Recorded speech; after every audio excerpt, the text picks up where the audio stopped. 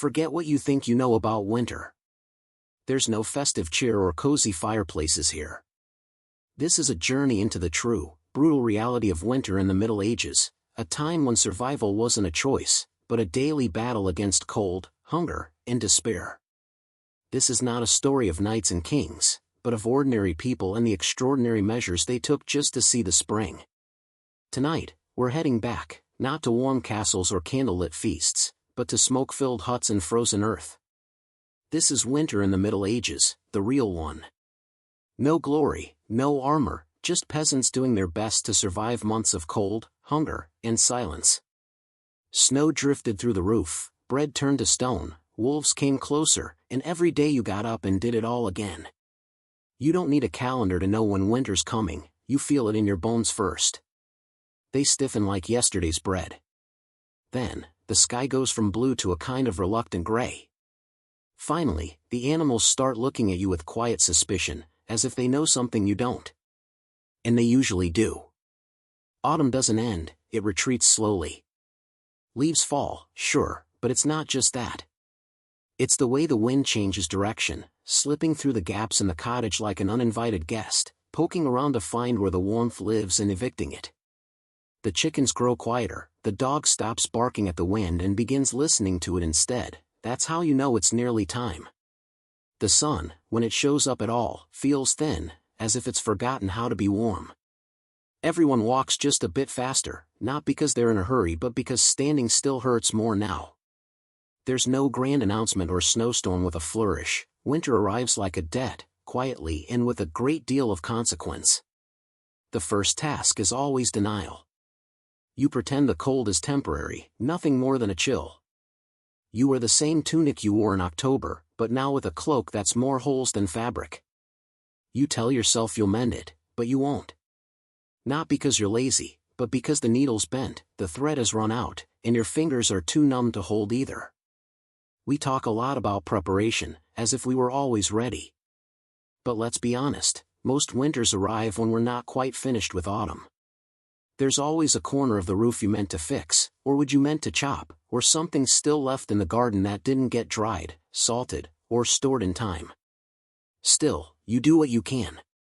You stuff straw between the gaps in the wall, drape cloth over the doorway, and rearrange the beds so everyone sleeps a little closer to the hearth, even Uncle Gain, who smells like sheep and talks in his sleep about debts no one remembers. You don't light fires all day, that's a luxury. Wood is for evenings, for cooking, and for the hour or so when everyone pretends to be cheerful. The rest of the time, you rely on movement, layering, and the heat of several reluctant siblings pressed together under one scratchy blanket. The animals sense it, too. They linger longer near the shelter, the chickens huddle, the pigs go quiet, which is deeply unsettling. The cows grow more irritable, which is to say they remain exactly the same. Outside, the ground turns to iron. The paths that were muddy last week are now treacherous, half-frozen ruts that twist ankles and swallow boots. Water in the bucket develops a skin of ice. You break it each morning with a ladle, then curse softly as it numbs your hands. And the sky just hangs there, low, gray, expectant, like it's waiting for something. You squint at it as if you might read it, as if clouds carry messages. They don't, but they do mean you won't see the sun again for several weeks. In town, people walk faster.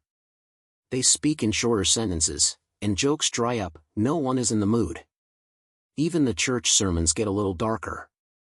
The priest reminds you that cold weather is God's way of encouraging humility. You wonder if God might try a slightly warmer lesson plan.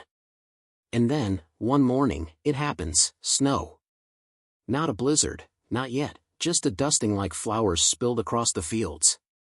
But it changes everything. The thatch turns white, the trees stiffen, your breath comes out in little clouds, and every step outside sounds like you're stepping on old parchment. With that snow comes the realization that you're locked in now. The earth has closed up shop for the season. Nothing will grow. What you've already stored is all you've got. If you didn't store enough, well, you'll learn how thin stew can really get. You begin to count things differently, not in days, but in bundles. How many bundles of firewood are left? How many sacks of grain? How many turnips? How many eggs this week? Not many, as the hens stop laying when it's cold.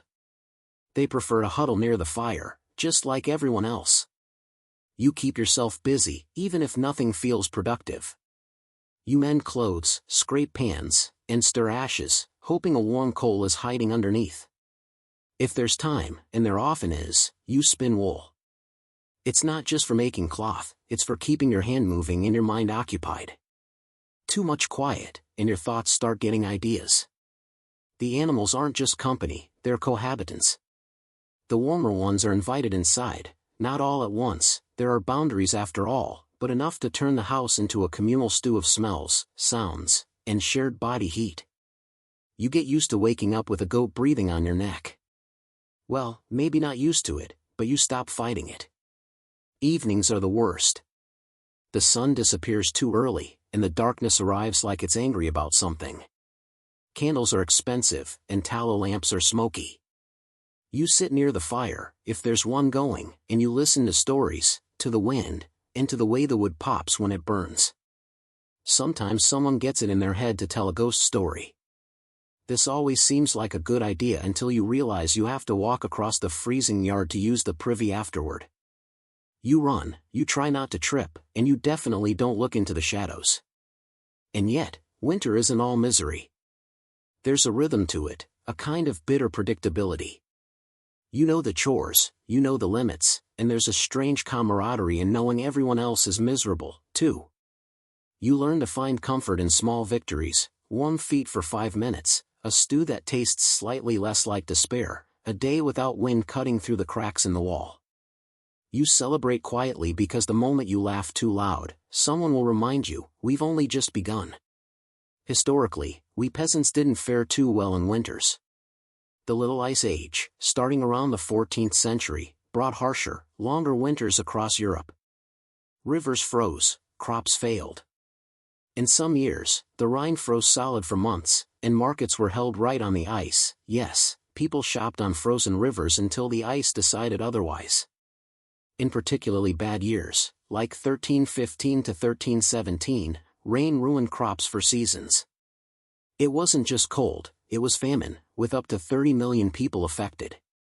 And when there's no food, people get imaginative. Cannibalism was whispered about, and infanticide, too. Not dinner table conversation, but then again, we didn't always have dinner. But that's the thing about winter, it's not just about enduring the cold, it's about enduring each other.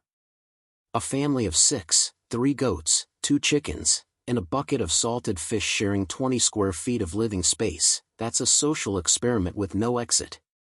You hear every cough, every complaint, every unfortunate digestive development. Privacy becomes a myth, and modesty goes out with the sunlight. You do your best not to argue, not out of patience, but because it stirs up the air and lets in more cold. And so you settle in. You shrink your world down to a few feet around the fire. You learn the weight of every blanket, the creak of every board, the rhythm of the weather. Days shorten, nights lengthen, and time starts to dissolve into a sort of frozen soup. You're not living, exactly, you're enduring. Eventually, you stop asking how long winter will last. You just wake up each day and survive that one. If you're lucky, the firewood holds out. If you're very lucky, the roof does, too. Because in a medieval winter, the cold doesn't knock, it lets itself in and stays a while. And tomorrow, it starts again. Winter doesn't just try to kill you with cold, it kills you with chores. At the top of that frozen to-do list is wood, endless amounts of it. You don't just need a few logs for ambience, you need firewood like your life depends on it, because it does. Everything revolves around fire. It cooks your food, warms your bones, dries your socks, scares off rats, and makes the house only mostly uninhabitable. Without it, you're not a peasant, you're a popsicle with taxes. But fire doesn't magically appear. It takes wood, lots of it, cut, carried, chopped, stacked, and cursed out. Gathering firewood is the medieval equivalent of a second full-time job, except this one pays in back pain and frostbite. There's no chainsaw or gas-powered anything, just an axe that's been in the family so long you're not sure if it's a tool or an heirloom.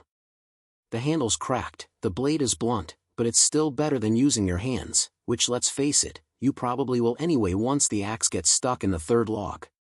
You start in autumn, of course. Everyone says that, start early. Except there's never enough time. The harvest runs late, your neighbor borrowed your axe, and you sprained your ankle trying to outrun an angry goose.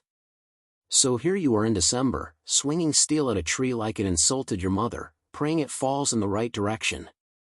And trees don't cooperate. They're heavy, unpredictable, and covered in snow. You cut one down only to realize you still have to chop it, carry it, and stack it. Repeat 50 times. If you're lucky, your back just hurts. If you're not, the tree lands on you and you become a cautionary tale. Once the wood is chopped, it needs to dry, that takes months. So you burn it wet, which means it smokes, hisses, and barely burns at all. Congratulations, you've just turned your home into a tepid, smoky nightmare. Hope you weren't planning to breathe properly this winter. The rich, of course, have options. They hire people. They send servants into the woods while they sip wine in front of a roaring hearth. You are the servant, and your hearth is mostly a pile of wet twigs trying their best. Legally, you're not even allowed to gather wood in some places. Forests belong to lords, and if you're caught collecting kindling on noble land, the punishment ranges from fines to beatings to occasionally being made an example of for picking up sticks. Yes, really. That's why many peasants turn to alternatives, like peat, dried animal dung, or bundles of brush. These technically burn in the same way that technically soup counts as a meal. Peat gives off heat, but it also gives off a smell like wet ashes and regret. Dung burns surprisingly well, but let's not pretend anyone's happy about it. Still, you use what you have. You gather dried cow patties with frozen hands and pretend you're not inhaling memories of last summer's pasture. The good news, it's free. The bad news, your cottage now smells like a campfire held inside a barn. Stacking firewood is an art, too. Too tight and it molds, too loose and it falls over and breaks your toe. So you build a neat pile against the wall of your house, wrap it with whatever canvas you can steal from your cousin, and hope it doesn't collapse under snow. It will. And you never have enough. That's the golden rule. It doesn't matter how much wood you cut, it's never enough. By February, you're down to burning fence posts, old furniture, or anything that vaguely resembles timber. There's no sentimentality, if it catches fire, it's fuel. You dream of firewood. You count logs instead of sheep. You have actual arguments over who burned the good stick too early. You ration embers. You hoard coals like they're treasure, and if you manage to find a particularly dry branch under the snow, you bring it home like a war trophy. Sleeping in winter is a gamble. If the fire dies out, the temperature inside drops to hope you wrote a will. You tuck in close under layers of blankets, furs, and other humans, not because you like them, but because survival beats personal space. In some homes, livestock sleep inside too, not out of kindness, out of necessity. Chickens provide eggs and ambient warmth.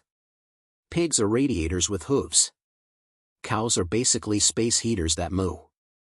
It's not cozy. It's crowded, noisy, and smells like a petting zoo collapsed into a soup kitchen, but it's marginally better than freezing to death. Historically, peasants didn't just rely on personal effort, communities often worked together to chop and haul wood. It was less about bonding and more about shared suffering. Everyone had blisters, everyone was freezing, everyone was equally miserable, which made it slightly easier to endure.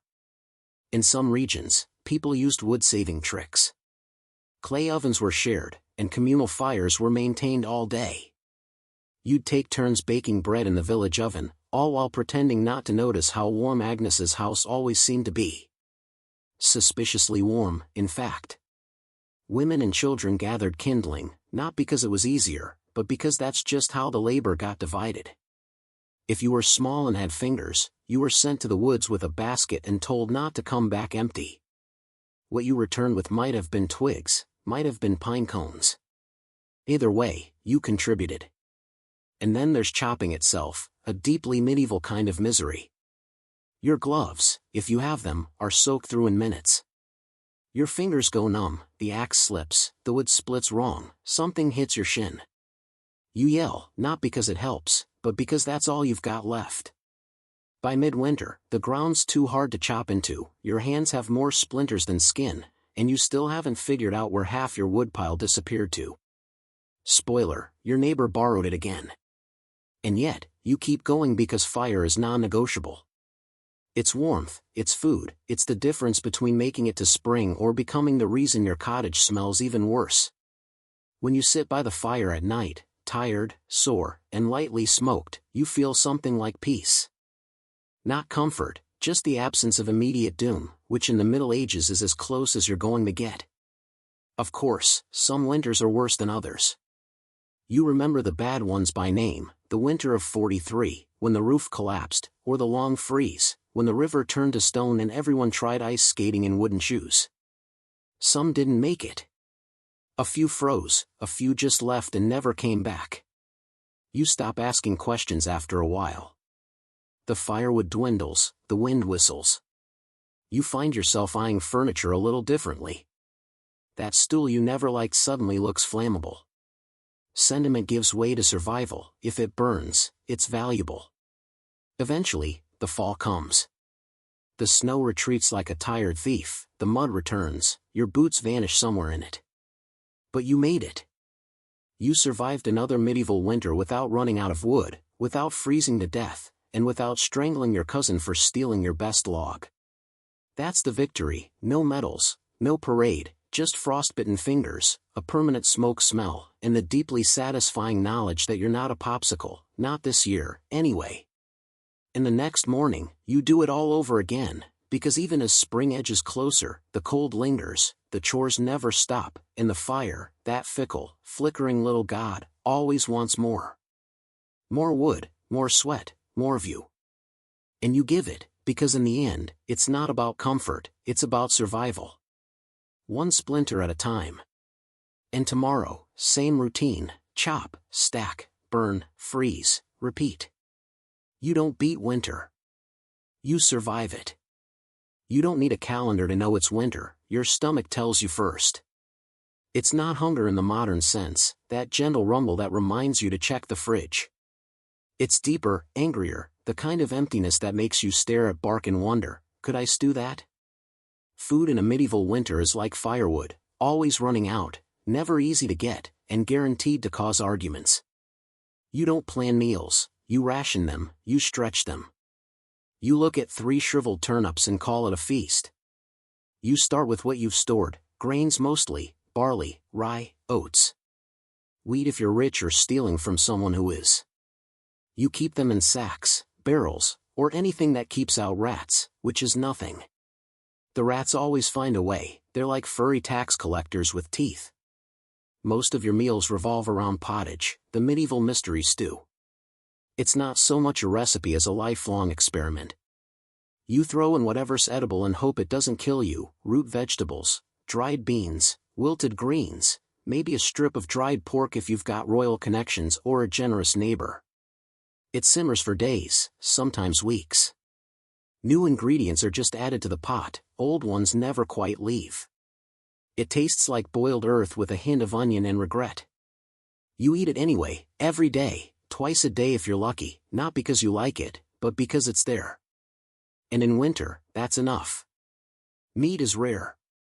You don't have a freezer, you don't even have a cold cellar, just a slightly less awful corner of the cottage. If you did slaughter something in the fall, a pig, a goat, your neighbor's least favorite chicken, you salt it, smoke it, dry it, and then hide it from everyone in the house, especially the kids. Kids will eat anything, including raw bacon and the string you tied it with.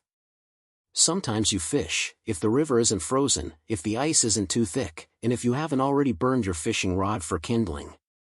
Ice fishing is a thing, just not a fun thing. You chip away at a hole in the ice while your toes slowly lose sensation, then you sit, wait, and contemplate how life became a series of increasingly stupid decisions. If you're near the sea, you might try some herring or smoke eel.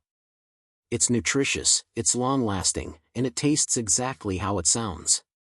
If you're not near water, you rely on whatever your neighbors didn't guard well enough. bread is essential, but it's also a gamble. It's made from whatever flour you've got, rye, barley, sometimes lentils, and often padded out with filler, sawdust, yes, ground acorns, maybe bark on a bad year. Bread isn't soft and fluffy, it's a blunt object, something between food and a medieval defense weapon. And sometimes the bread fights back. In damp storage, rye can grow a fungus called ergot, a delightful little microbe that causes hallucinations, convulsions, and occasionally death. You don't know this.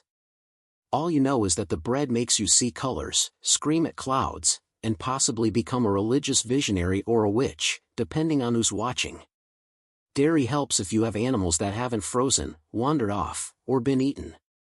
Milk spoils quickly, so you turn it into butter or cheese. The cheese is hard, salty, and vaguely threatening. Butter is a luxury, you keep it wrapped in cloth, hidden under your bed like it's gold, because in winter it basically is. Eggs? Not likely. Chickens slow down in the cold, they're too busy trying not to die. You might get one a week, maybe two if you speak nicely to the hens and threaten the rooster. That egg goes in the pottage, or you stare at it long enough to get full from imagination. Fresh fruits and vegetables? That's adorable. No apples, no greens, maybe a dried plum from last August if it didn't rot or become home to a worm. Most vitamin C comes from sour cabbage or fermented turnip, lovingly described as crunchy disappointment in vinegar. It keeps scurvy away but also friends. Preservation is everything. You salt, smoke, pickle, and dry anything that once moved, grew, or was near something that did. You make jams from berries if you managed to find them and didn't eat them all in a sugar-starved frenzy last summer. You hang herbs from the ceiling until they drop into the soup one by one like leafy confetti. Nothing is wasted.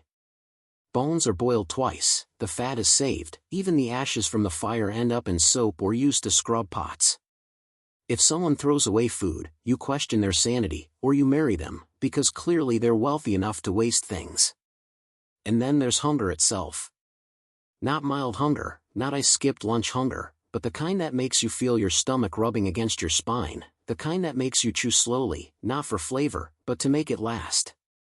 Hunger is a full-time presence in winter.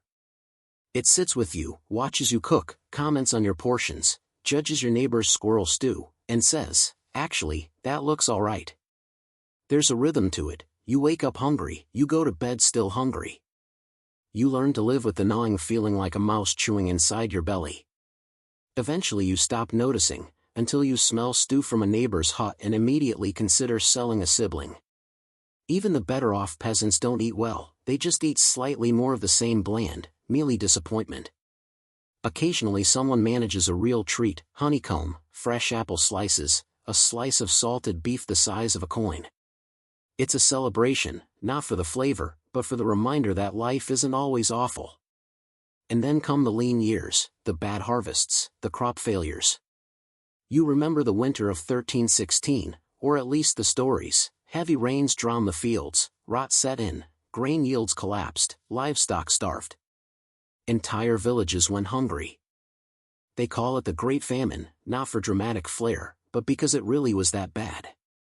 Some people ate roots, some ate moss, some, well, let's just say medieval cookbooks don't list stewed shoe leather for nothing. Monks kept records, bless them, they wrote about entire families vanishing, about parents choosing which child got the last crust, about people found dead in snowdrifts clutching turnips like treasure. It's not folklore, it's the forgotten footnotes of history. And when you do find food, the fire's gone out, so you eat cold stew by candlelight, huddled under a fur that still smells like the animal it came from. And you're grateful, because at least it's food. At least you get to chew something that isn't your own lip. Meals are short, the hunger is long. You scrape your bowl clean, not out of manners, but because you need every crumb. You lick your fingers, you scrape the pot, you consider eating the pot, then remember it's your only one. Your body changes. You move slower. You lose weight. You don't call it dieting, you call it still alive. And yet, you keep going because hunger is a fact, not a crisis. You don't expect to feel full. You just hope not to feel worse. That's winter, not a battle, but a negotiation between you, your pantry, and the number of meals until April. Your home in the Middle Ages is not a refuge. It is not a sanctuary. It is not, by any modern standard, a building. It's more like a wooden suggestion of shelter, loosely stapled to a dirt floor and held together by good intentions, dried mud, and the unspoken agreement that nobody sneezes too hard. Let's start with the walls, wattle and daub, if you're lucky. That's woven wooden strips covered in mud, straw, and whatever else was lying around, cow dung, hair, gossip. You pack it all together and pray it hardens before the next storm hits. Spoiler, it doesn't. On a good day, the wind whistles through the cracks. On a bad day, the wind howls through like it owns the place and wants rent. There is no insulation. There is no sealant. There's just the outside and slightly less outside. Your roof is thatched, of course, which sounds quaint until you realize it's just dried plant matter arranged in a vaguely triangular shape. It leaks constantly. Rain comes in, snow piles up, birds nest in it, mice move in and start charging rent. If you're lucky, it only partially collapses during a storm. If you're not, you wake up with your ceiling in your lap and a chicken on your face. The floor? Dirt. Just dirt. If it's muddy, you wait. If it's frozen, you slip. If it's dry, it turns to dust and gets into everything, your lungs, your eyes, your soup. You try throwing down straw to soften it, which lasts approximately 6 hours before turning into a trampled, moldy paste that somehow smells like feet and despair. Windows? Don't be silly. Glass is for churches and rich people. You have holes. If you're feeling fancy, maybe you stretch some oiled parchment over the opening. It lets in light and also every draft between now and Easter. Curtains? No. Cloth is too valuable to waste on luxuries like privacy. Doors barely latch, hinges groan like wounded animals. You can barricade it with a log or, if you're short on logs because you've already burned them for heat, maybe just hope the wind isn't in a mischievous mood. Fireplaces are central, but not in a cozy way. There's a fire pit in the middle of the room. No chimney, just a hole in the roof, so the smoke rises slowly, filling your home with a lovely gray fog that coats your walls, your lungs, and any hope you had of clear breathing until spring. You don't smell the smoke after a while. You are the smoke now. Let's talk furniture. You don't have much, a wooden bench, maybe a stool, a table if you're living the high life. Beds are shared with your spouse, your children, and occasionally livestock. The mattress is straw stuffed into a sack, which sounds fine until you remember that straw doesn't stay fluffy. It compresses, molds, and invites bugs. Your pillow is another sack. If you're lucky, it's full of feathers. If you're not, it's just more straw, possibly slightly less crunchy. Blankets? Wool if you've got it, or furs if something nearby died recently.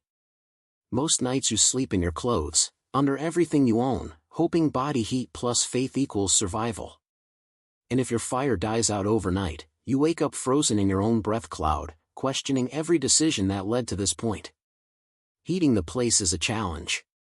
You keep the fire going, sure, but heat rises, smoke rises, and you're sleeping on the floor, which means your toes freeze while your rafters get a lovely sauna experience.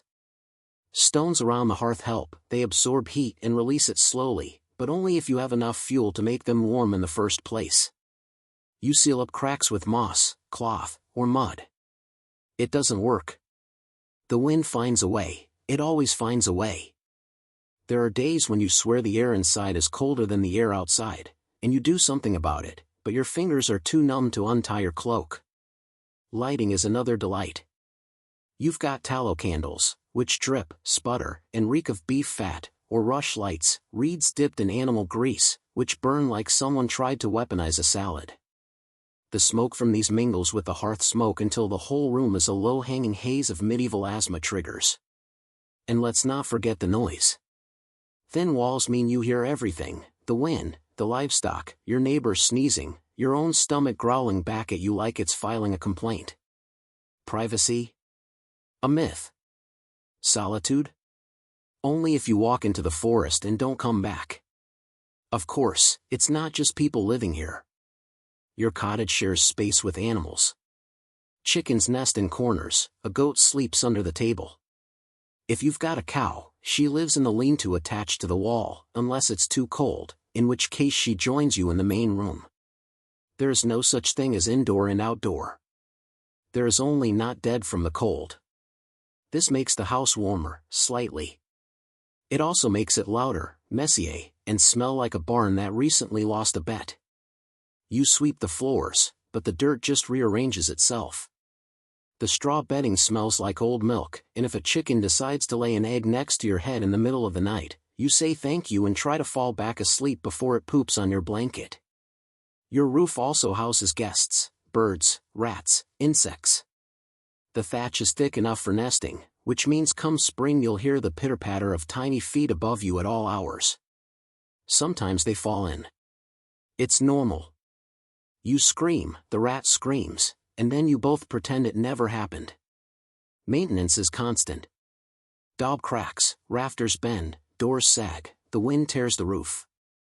You fix what you can with what you have, which is string, hope, and a very dull knife. You can't afford nails. You edge things into place. You hammer wood together using a rock and a prayer. And if it's raining and the roof's leaking, you don't grab a bucket, you grab all the buckets. You position them around the house like you're trying to win a very sad game of splash chess. You learn which spots drip first. You name them. You curse them. You learn to sleep around them. It's not all doom. There are warm moments. The fire catches well, someone shares a fur, a draft stops for no reason you can identify, and you convince yourself it's your craftsmanship. You huddle close with your family and pretend the smell is comforting. It's not, but it is familiar. Still, you endure it because this isn't just a pile of timber and bad smells, it's home. It's where you were born, where your children were born, and where someone probably died last week.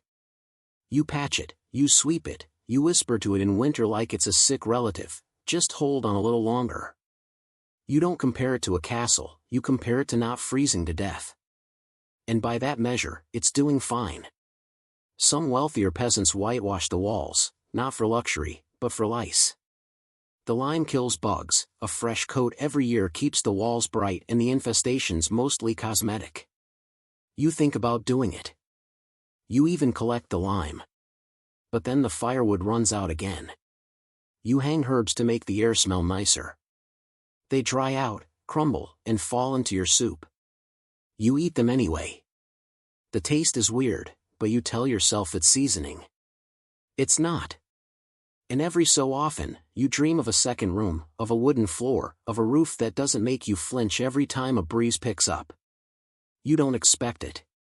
You just let the thought sit with you while you stitch another patch into the wall and listen to the rain come through the ceiling. Because in the end, your house isn't warm or dry or peaceful, but it's still standing. And in a medieval winter, that's about as close to luxury as you're ever going to get. It's dawn, or close enough. There's a faint light outside that might be the sun or just the moon giving up. Either way, it's time to get up. Not because you're rested, you're not. Not because you're excited, you're definitely not. But because your life depends on getting things done before frostbite, famine, or your neighbor's goat beats you to the water source. There's no weekend, no me time, barely enough time to scrape the frost off your eyebrows. Every day is a repeat of the last: gather, mend, feed, carry, boil, patch, repeat. Winter in medieval Europe is a season-long to-do list written in mud, smoke, and fatigue. The first job is to get the fire going. You hope the embers survive the night. If not, you're back to flint and steel, hunched over kindling with frozen fingers and breath so visible it could be mistaken for a ghost. Wood is precious, you use it sparingly. A good fire means warmth, food, light, and life. A bad one means all of the above slowly slip away while you pretend you're not crying from smoke. Once the fire's going, or at least coughing along like an asthmatic squirrel, it's time for water. The bucket is heavy, the stream is half frozen, and the path is icy enough to host the worst Olympics event in history, peasant figure skating. You fall, you spill, you curse the ice, the bucket, and the cruel joke that is winter. Then you do it again because water doesn't fetch itself. Back home, you boil the water, not because you're a health nut, but because it might kill you otherwise. Every sip is a gamble. Boiling water is also how you warm your hands, steam the hut, and delay feeling like a medieval failure for 10 more minutes. Next, the animals. They need feeding before you do. Chickens are annoyed, pigs are loud, the cow is judging you. You scrape together old hay, kitchen scraps, and whatever hasn't frozen solid. You check the coop for eggs, there aren't any, again. The rooster, however, has plenty of opinions. If it snowed overnight, you clear the path to the door, not because it's tidy, but because falling into a snowdrift while holding a bucket of pig slop is the kind of memory that sticks. You shovel with a flat plank, your hands wrapped in rags, and mutter things that will get you excommunicated if anyone heard. With the animals fed and your fingers halfway thawed, it's time for breakfast, if you can call it that. Yesterday's pottage reheated with today's regrets, maybe some crusty bread, maybe not. Then it's time for the real work. If you're a man, it's chores in the fields, forest, or forge. If you're a woman, it's everything else, spinning wool, mending clothes, making food, cleaning soot, hauling water, stirring the pot, and somehow keeping 6 children alive while pretending your hands aren't frozen into claw shapes. Repairing the roof, that's your job. Fetching firewood, also your job. Making sure the goat doesn't freeze, escape, or explode, still your job. There are no task lists, just a rolling stream of crises that need solving before nightfall. Laundry is once a week in its own form of purgatory. You drag clothes to the river, break through the ice, and scrub with a mix of ash and lye until your knuckles bleed and your soul leaves your body. Rinse, freeze, repeat. Cooking is a game of improvisation and lowered expectations. You stir the same pot you used yesterday, skim the surface for mold, and add more water. Maybe some herbs, maybe a pebble for texture. You serve it hot and call it soup. Afternoons are for fixing things, tools, fences, relationships strained by arguments over who ate the last turnip. You sharpen blades with a whetstone that's older than your grandfather, who incidentally died falling off the same ladder you now use to patch the ceiling. Children help, in theory. Mostly they get underfoot, but even toddlers are handed tasks, holding yarn, scaring crows, carrying small bundles of kindling. They work because they have to. Playtime is what happens when they finish early, and no one ever finishes early. By late afternoon, it's already dim. The sun barely tries in winter. Shadows stretch long, and you rush to finish the day's tasks before the light fails. Then you prep for the evening, stir the stew, stoke the fire, scrape the frost off the inside of your water bucket.